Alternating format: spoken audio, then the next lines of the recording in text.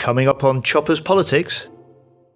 You know, I would far rather that 60% of the population wore a poppy but really thought about what that symbolised than 100% of the population wore a poppy because Twitter went nuts at you if you didn't. I'm Christopher Hope, Associate Editor at The Telegraph, and this is Chopper's Politics. It's been a sombre end of the week here in Westminster, as the roads outside the Red Lion pub are awash with veterans sporting medals and members of the public wearing their poppies. So we thought we'd give you a relatively reflective episode with two people who work hard for the armed forces every day in their roles. Later on, I'll be speaking to Shadow Defence Secretary John Healey about veteran welfare and whether Labour can keep Britain safe if the party wins the election in late 2024. But first, I thought I'd ask Armed Forces Minister James Heapey to join me at my usual table in the Red Lion pub to talk Ukraine, Armistice Day, and why our last chat didn't quite make it onto the podcast. James Heapey, welcome to Chopper's Politics. Great to have you here. Thanks for having me. Now, our last interview was kiboshed by Liz Truss's resignation. What is Rishi Sunak doing today? What is Rishi doing today? Yes, where's the podium? Is he resigning? Just let me know. we're underground in this subterranean bar. Chris, I don't know what's happening. For a moment then, a sort of bead of sweat was coming where you were going to tell me he should be doing something that he's not, and there was some sort of campaign bubbling. Yeah, I know. Well, I hope that me talking to you isn't the kiss of death to another Prime Minister. Yes. And just how pathetic my political analysis was that day about what couldn't possibly happen. You now have on file for blackmail purposes till the end of time. So that's one for the end of year podcast listeners. On a serious note, Ukraine. Now, Ukraine, when looking at the Telegraph front page today, Russian troops abandoned the city of Kherson in humiliation for Putin. Is that overstating it? Is he humiliated by this withdrawal we're reading overnight? Yeah, look, there is no doubt about it. They are being pushed backwards. They have been pushed inexorably backwards, actually, since the Ukrainians started their counterattacks in late August, early September. It's also fair to say that such has been the success of the Ukrainian mission that it has reached a point where it is militarily sensible for Surovikin to pull his forces back to the eastern side of the Dnieper River, which is a more defensible position. But that notwithstanding, the Ukrainians set themselves an objective for their autumn counterattack as Kherson, and they will achieve it. And that's incredible, as well as everything that we've seen up north around Kharkiv and the pressure that they've put on around the sort of Zaporizhia Oblast. So however the Russian generals want to say this is a necessary phase of the war, arguably militarily it is, but only because of the success of the Ukrainian activity over the last 3 months. Does it make the end of the war nearer? Maybe. The problem is the time of year. So it is very, very difficult for very obvious reasons to fight with the same intensity now, actually, during the autumn where the ground is wettest. There's another window in the midwinter when the ground is frozen, but there is a kind of 8-week period now where tempo will naturally drop away because of the weather and the ground. If that weren't the case, you would think that with their tails up, the Ukrainians would keep pushing. We, as their supporters in the world beyond, need to help them to rearm and recock as quickly as they can so they can take advantage of all the opportunities to manoeuvre this winter. And that's what we're talking to allies about how we do right now. So is Russia losing, James Heapey? It is certainly not going as they wanted it to go. I mean, we're on day 250, 260 of what was supposed to have been a 3-4 day campaign. You were on this podcast, I think, the week it happened, in February. Yeah, exactly. And none of their strategic objectives have yet been achieved. Now, they will have privately revised downwards all of their strategic objectives now. It's far too early to say that they have lost yet. They remain still a formidable set of armed forces. If they had been better led, definitely, if they had been better led, and if there had been less political interference, they would have done better. But a combination of the very, very bad military judgments made by Russian generals, allied to the interference that has come directly from Putin, alongside the incredible courage and tenacity of the Ukrainians and the strategic depth that the Ukrainians have found through their allies in the West, puts us in a position where David may well do Goliath. Do you still worry about Putin and nuclear weapons, even tactical nuclear weapons? Well, I mean... Has that gone away now? That was a concern a few weeks ago. So, of course, the MOD is always thinking about the worst case scenarios. But it is inescapably the case that the only person who has ever spoken about this as a nuclear crisis is Putin. And I think that it was interesting that the Russian ambassador was sent out on TV the other day to kind of go, we will not use nuclear weapons here in the UK. He has, around the world, I think the Russians are now starting to land that message. And that just goes to show the importance, actually, of broadening this as a diplomatic competition to the world beyond. Because this isn't just a moment of Euro-Atlantic security crisis. This is a global challenge to a rules-based international system.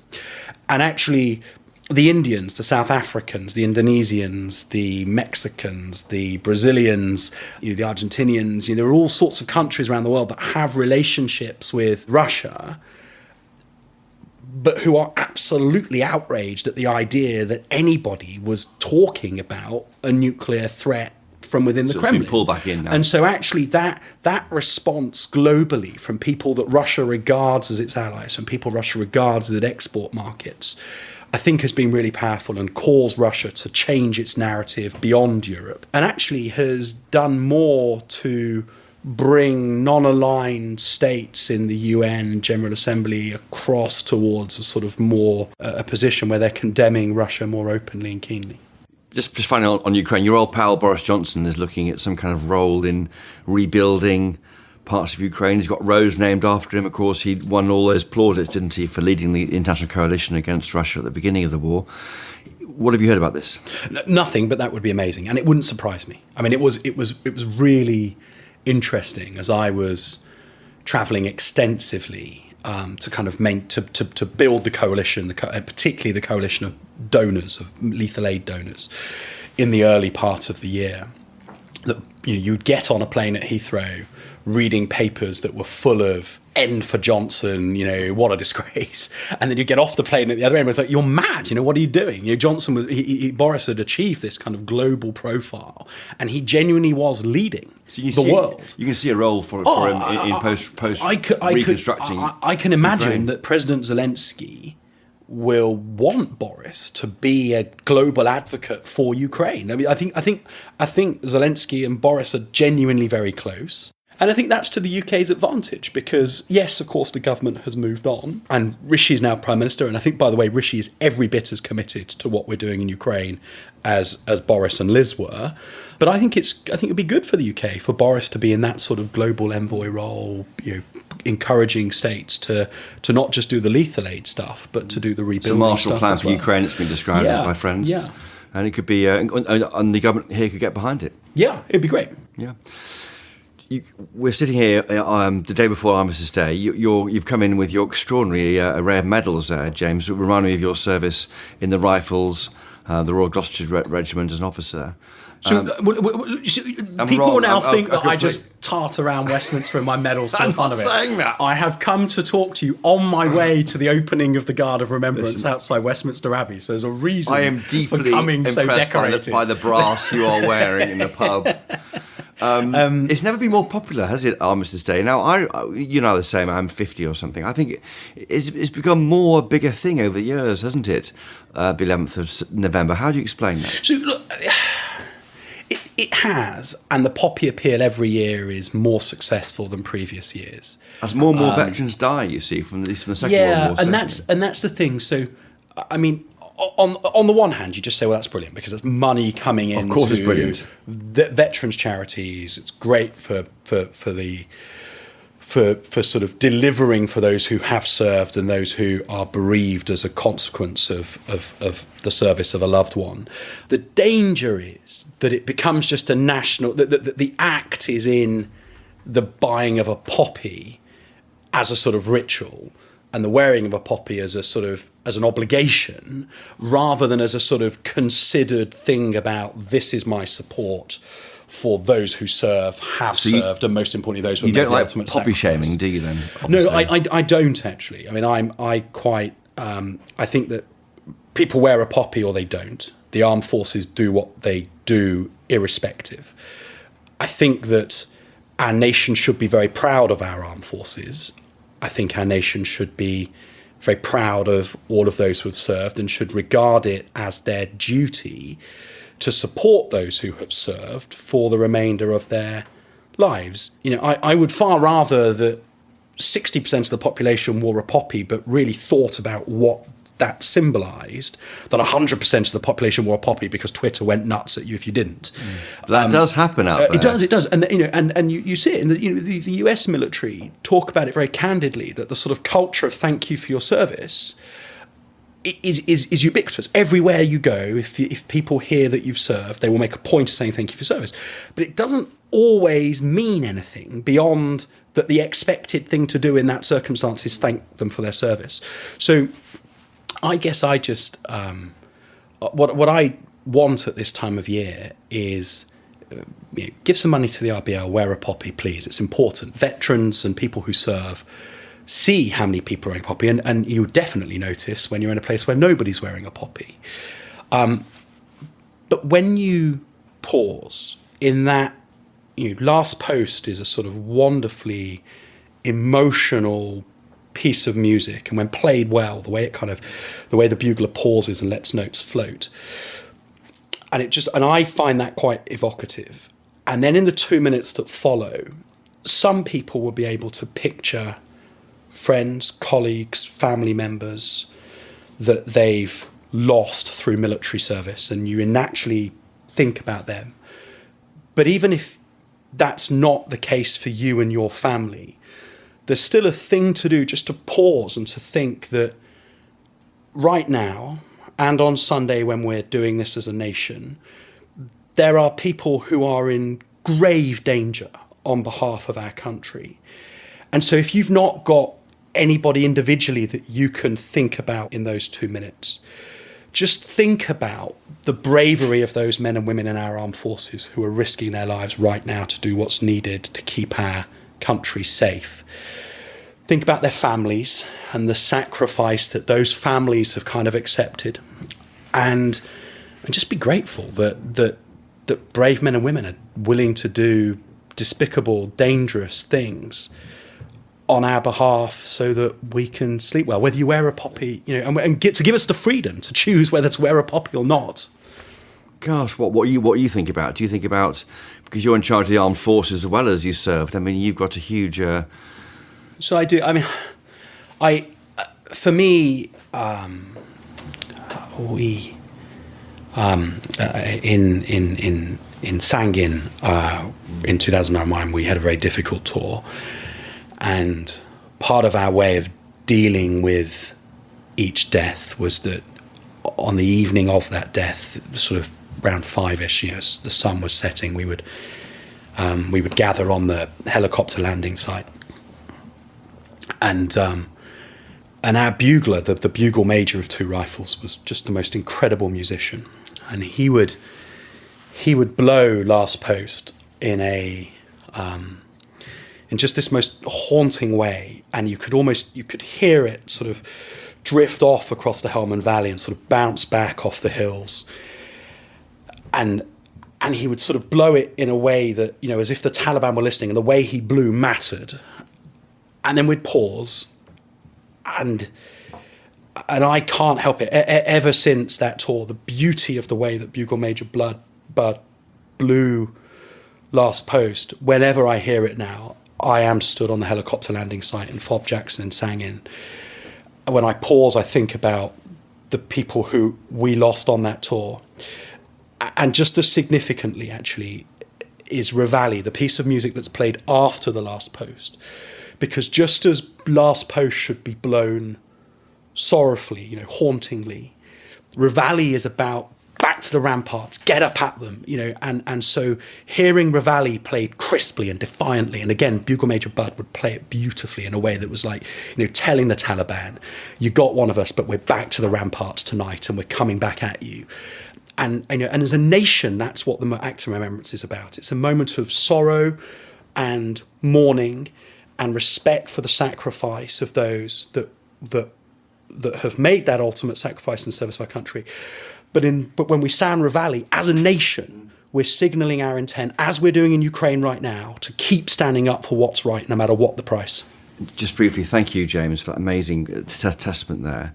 When people wear different coloured poppies, people shouldn't mind and worry about that. That's also what you say matters, because some people do. Some people care. Purple, white. That the different colour poppies are a different political spin on what should be an entirely apolitical moment. I just think that this, we stand. Millions of people have given their lives in the service of our country so that we have the freedom to make those sort of political choices.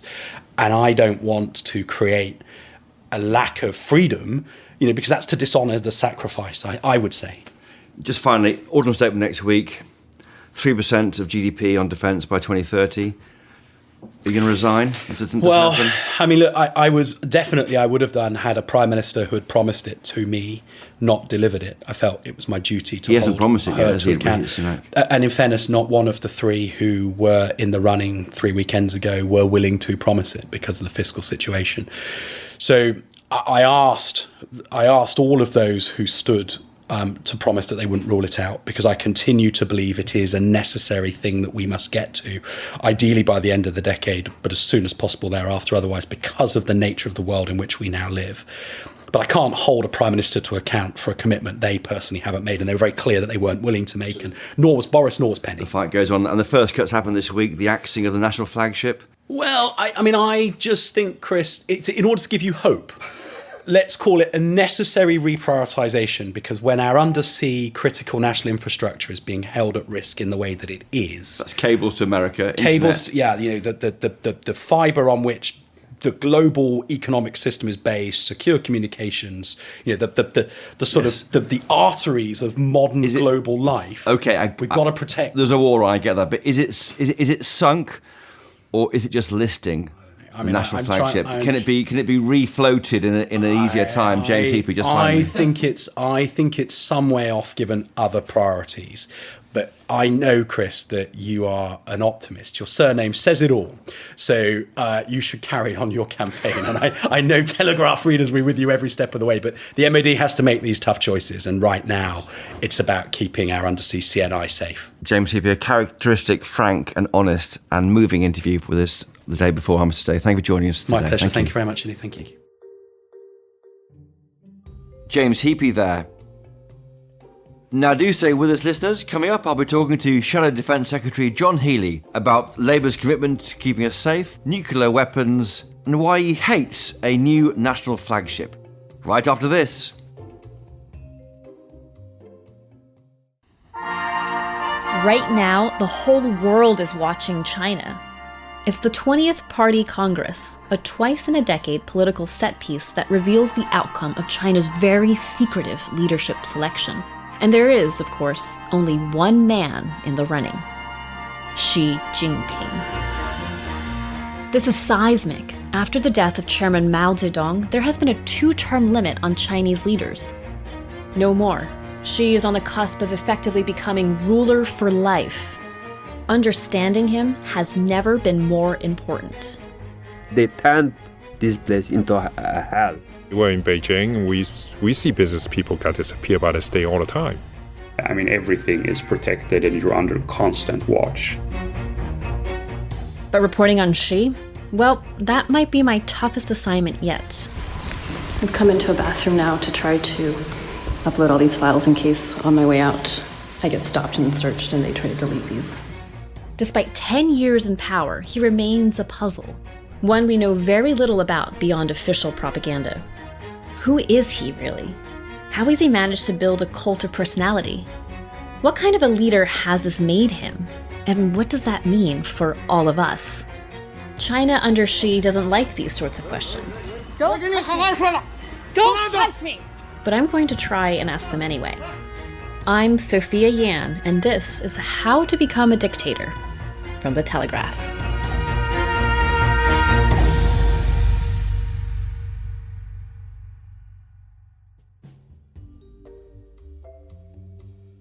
Now, it's been a difficult few years for the Labour Party when it comes to defence policy, as the party has struggled to find its voice after the Jeremy Corbyn years. But one man charged by Sir Keir Starmer to do just that and restore the party's reputation as the party of defence is John Healey, its Shadow Secretary of State. And joining me right now in the pub, hot-footing it from the Eurostar from Brussels, is John Healey. John Healey, welcome to Choppers Politics. Great to have you on. Thank you. We're here in the Red Lion pub, the basement, recording a bit late on Thursday because you're just off the Eurostar from Brussels. Indeed. I've been to NATO headquarters again. Right. Seen the Deputy Secretary General, our own ambassador and head of military, and ambassadors from other leading nations. And it's part of underlining the unshakable commitment that Labour has to NATO, and also getting on top of some of the big changes that NATO is now leading, particularly after Russia's invasion of Ukraine. You said recently that Labour is the party of NATO, didn't you, in that interview in Washington? What do you mean by that? I mean, it was a Labour Prime Minister that helped found and led the foundation of NATO, including the collective security commitment in Article 5. We're very proud of that. It was a Labour government that also established the UK independent deterrent. We're proud of that as well. Those have been unshakable parts of every Labour leadership since the end of the Cold War. Until Jeremy Corbyn. I mean, that was shakeable under Corbyn, and the issue of the at-sea deterrent was definitely not clear, and the NATO commitment also wasn't clear under that leader. Well, in the 2017 manifesto and the 2019 manifesto, it was absolutely clear that the commitment to both the deterrent and, of course, what Labour has always stood for, which is using our role and responsibility as a permanent 5 member of the UN Security Council to help broker the sort of arms control disarmament talks that we've done in the past. We've got to do more of that in the future, and it's one big gap that we've seen from this government over the last 12 years. But that became a contested space, the idea of are you safer or less safe if Labour win power. That was a debate amongst some people at the election. Has that gone away now? Can you confirm your commitment to security in this country is... Oh, look, in 2019, some of the hardest doors to knock were those with Help for Heroes stickers in the windows. And Keir Starmer and I both served in government. We know the first duty of any government is to defend the country and keep the citizens safe. People have got to trust us to do that. So part of my challenge, and it was what Keir asked me to do, to taking on this job when he became leader, is look, Labour's got to speak with credibility and authority again on defence. And I think you've seen from him, he's made NATO a personal priority. He and I have done 3 NATO visits together in the first 6 months of this year. That's a lot. And that's a lot of time for the... No, indeed. But once every 8 weeks, I mean, that's a lot of time. But we're a party with deep roots in defending this country, setting up NATO, establishing the deterrent, and throughout the last century, it's been working men and women who've served on the front line, sometimes dying in service to the country. We're a country with deep respect for our armed forces. Theirs is the ultimate public service, if you like, and they display the qualities that British people admire most: courage, service, discipline, good humour. And particularly now, at a time of remembrance, it's important we pay tribute to their service and thank them for that. They defend the country, and they also help us with our resilience as a society at home as well. If you were elected Defence Secretary, how can you guarantee to voters that the old issues which you saw under Corbyn won't come back? Well, Keir Starmer has said Labour will never again go into an election not trusted on national security, and it's part of my job to make that good. My discussions at NATO were about Labour's commitment to NATO.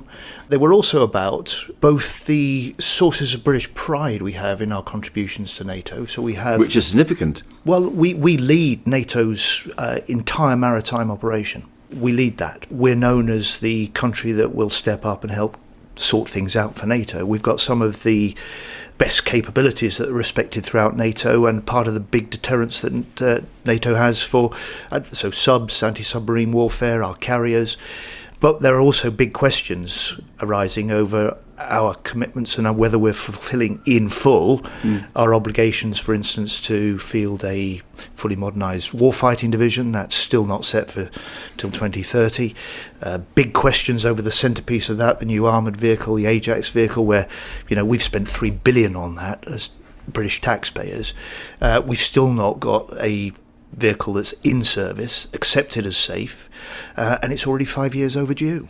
Equipment failures are sadly a long-standing issue with both Tory and Labour governments, but you're right to highlight those. You mentioned nuclear proliferation. What do you mean by that, John Healey? I mean that as a nuclear power, it's an essential part of our deterrence, and we hold the deterrent in the UK to help NATO allies and protect NATO allies as well.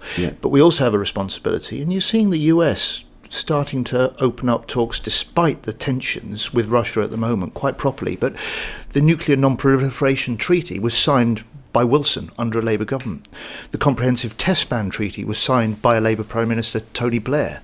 And this part of our duty as a leading nation globally on the UN Security Council as one of the 5 permanent members, one of the few nuclear powers, it's important that we have this deterrent, but it's also important that we see the sort of measures that reduce the risk in particular of miscalculation, alongside the deterrence. That means reducing numbers of nuclear weapons in the world. And at some point we've got to be willing to try and ensure that we can see a new round of arms control discussions. Britain can play a part, as we've done in the past, to try to lead that. And of course, we also do need warfare rules of engagement and conflict, which we don't yet have in space, cyber, some of the, if you like, what military people would call the new domains of warfare. Where are you on these plans for a new European Union army? Are you in favour of those? No, never have been. NATO is our collective security in Europe. It undermines NATO, right? Most European nations look rightly first to NATO. That's where our British first duty is. Look, a European army is essentially something on paper for the Europeans. There is certainly, however, an important role for the European Union, and we've seen this in Ukraine, where it was the European Union that led the way on sanctions and on monitoring the sanctions. It's the European Union that has led on how we can step up the energy security, how we can deal with some of the cyber attacks and disinformation. So it's absolutely right that the European Union has a security role. President Biden's recognised that. The British government haven't. And in future, a Labour government would have to fill that Europe-shaped hole in our global strategy, our integrated review, if you like, view of Britain in the world. You'll order one, won't you? If you get into power in 2024, you'll order a new review of... Yes, I mean, 18 months ago, we had what was called the integrated review. That's the government were right to do it. It was the first comprehensive review of foreign defence security policy across the board. It was a good thing. It was lacking, though, in forecasting the Russian threat. Well, first of all, it didn't see the Taliban takeover of Afghanistan. No. Secondly, it didn't see Putin going into Ukraine. So we weren't prepared. It was sold as a Cyber Warriors document, really. Oh, it was sold as a Cyber Warriors document, but also it was trumpeted as a tilt to the Indo-Pacific. And what that did was risk taking the British eye off our NATO obligations. Now, Ukraine has brought us back up short, but what it's also demonstrated is that there is a complementary role for the European Union. It's necessary, in my view, to make Brexit work, to rebuild some of Britain's relations with key European allies, and there is scope for some sort of defence and security agreement that allows that greater cooperation that is in our interests and theirs with the EU on defence and security. That will alarm some people, won't it, on the right and the Brexit right, maybe? It shouldn't, because absolutely everything as our top priority is NATO. But there are things that NATO can't do, won't do, that the European Union has the legal powers and certainly in the last year a track record of doing, linked to security, that Britain needs to be involved with. We can contribute to that, we can reinforce it. It's our collective security in Europe after all. The big issue looking into next week's autumn statement is defence. Where are you on this issue of spending 3% of GDP on defence? Do you support it? The 3% is nothing more than a campaign pledge to get Liz Truss the Tory leadership. At the first point... That went well then. Well, look, it was a pledge for her leadership. At the first opportunity to put her money where her mouth was, that mini budget where there was a 200 billion splurge in public funding, there was no more money for defence. So it's fine talking about future funding for defence, but let's see what's we are actually where we done. are. We are. Rishi Sunak has not pledged that, has he? Rishi Sunak has not pledged it, but we are where we are in a current spending settlement in which the current Defence Secretary signed up to a real revenue cut in the defence budget. So at the moment, he has the next 2 years to manage at least 2.7 billion in cuts to the revenue funding of his. Now that means less money for forces recruitment, for forces pay, for forces training, for forces families, and to support veterans. What would you do if you become Defence Secretary in late 2024? Will you commit to spending more money on defence in that way? That would surely discombobulate your Tory opposition if you went firmer and longer and harder on defence spending than they can. Well, first of all, I'd say Labour will always spend what's required on defence. 2%, 3%? And what's required is based on assessment of threats, which clearly in opposition you can't see the detail of. So until we've seen the full breakdown of the threats, the capabilities we've got, the weaknesses, and also we've opened and exposed the waste in the financial books, we won't make that hard decision. But let me just say, it depends on the threats. After 9/11, Labour in government then introduced the largest sustained increase in defence spending for 2 decades. The last year of a Labour government, we were spending 2.5% of GDP on defence, and that's a level that's never been matched in the 12 Tory years that have followed. So there is historically a commitment there to defence spending, but you won't give any numbers out now in the pub. We've done it before, we'll do it again. And, we've seen the consequences of cutting back in defence spending over the last 12 years. More than 40,000 fewer full-time forces. 1 in 5 of the Navy's service ships have been taken out of commission. And the last 5 years alone, they've axed over 200 RAF planes. And, the consequence of that is that satisfaction with service life's fallen below a half for the first time for years. We're speaking in the basement here of the Red Lion pub on the eve of Armistice Day. What will Labour do more to help veterans? Well, for me, we've got to renew the contract now with those who serve. That's much better support and treatment for those who are in our forces and their families, and to stay with those who have served through their life of veterans. And, if you take the one measure that is £20 million a year is all that this government spends on mental health support for veterans, it just isn't good enough. And the fact that we've got new veterans figures out now showing that more veterans are on universal credit than have the government's veterans ID card in this country. It tells you that this is a government that has talked a lot and changed very little in the lives of veterans. Is that because veterans require bespoke support when they leave the uniform? Is that right? No, it requires the will and commitment of government to make things happen. So there is a pledge to end veterans' homelessness in this Parliament, but there's no plan, there's no funding, there's not even a measure of veterans' homelessness. What would Labour do to help veterans then? What actual things would you do? Well, on homelessness, they measure homelessness properly in London. They don't the rest of the country. We'd have that in place. Last year, when we saw combat stress calls to their helpline double overnight when Kabul fell, we made the commitment that we'd boost that 20 million a year the current government is giving with a 35 million boost to support mental health veterans. Yeah. Talking of veterans, you are the most experienced shadow cabinet member. 10 years in government, back in 2000 to 2010 in education, Good segue, treasury, Chris. housing. What are your lessons for your colleagues? You know what it's like to be in power. You know what it's like not to be in power. It's not much fun not being in power in politics. Opposition is pants. There's absolutely nothing to recommend it. And for any colleague that feels they've somehow arrived and made it in the shadow cabinet, I say to them, you've got this wrong. Every morning you need to wake up and you've got to work out how on earth we can get back into government. That's the single purpose that's driven me to change stuff, make stuff better. To serve the Labour Party through Ed Miliband's shadow cabinet, Jeremy Corbyn's shadow cabinet, now in Keir Starmer's shadow cabinet. And I don't often quote Tony Blair, but he was right when he used to say the big difference between government and opposition is in opposition you wake up every day and you think, what can I say today? In government you wake up and you think, what can I do today? That's one thing you can do, so finally, John Healey, is you can re-energise this brilliant plan for a national flagship. You called it a vanity yacht, I think, in House of Commons this week, which is a great shame. Yeah, Chris, I half expected you to be in mourning because you and the Telegraph were the biggest cheerleaders, in fact, actually the only cheerleaders for Boris Johnson's vanity project. Look, 250 million quid, on a yacht for Boris Johnson. It's a ship. The royals didn't want anything to do with it. Unclear on that. This at a time when the threats are rising. The fact that the Defence Secretary has switched the funding to a ship that is going to help keep our undersea cables safe. I think no one disputes John Healey. Is exactly what's even needed. I would say that's money well spent on cables. But perhaps it could be at some point under Labour government we can have this conversation again in a happier time, and perhaps you might see the value of it. Well, I'll take that as a sort of early representation for a priority for a new Labour government.